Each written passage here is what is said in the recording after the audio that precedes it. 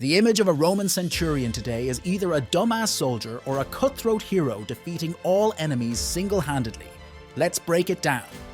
First of all, these are the junior commanders of the legion units, the backbone, the cement of the indestructibility of the army.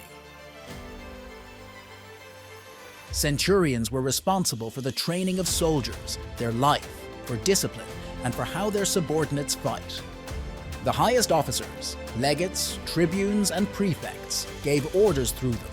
They often had little knowledge of warfare and read military manuals in the camp. Therefore, clever commanders made decisions only after consultation with senior centurions.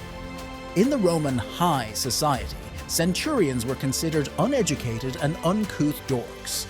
They were not trained in rhetoric, they did not know philosophy, they did not understand art, but they knew and could do many other things. Engineering, the ability to navigate the terrain at any time of day, knew the strengths and weaknesses of their enemies, were to some extent psychologists.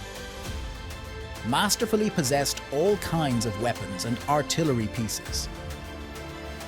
And they knew more than Roman snobs, as they could visit many provinces. Some legions traveled from Spain to Asia Minor, and it was more valuable practical knowledge. Kind and unselfish these guys were not.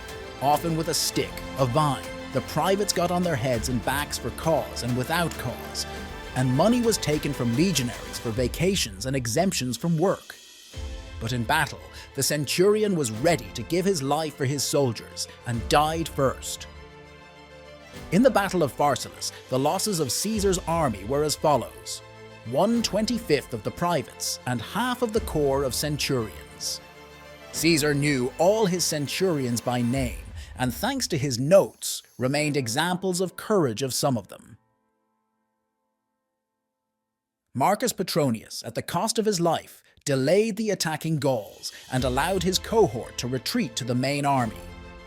Primus Pilus Sextius Baculus remained in the camp when the main force went in search of food. He was badly wounded and exhausted.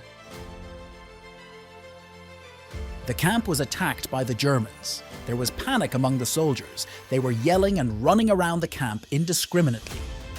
From the last forces, Baculus, grabbing a sword and shield, with his thunderous voice stopped the flight and organized defense. The attack was repulsed, but such efforts cost him his life. In a difficult moment, the hopes of the legionaries were only on their closest commander. Their feats were remembered for a long time, retold from generation to generation. As it is done today, their names were inscribed on the unit list forever.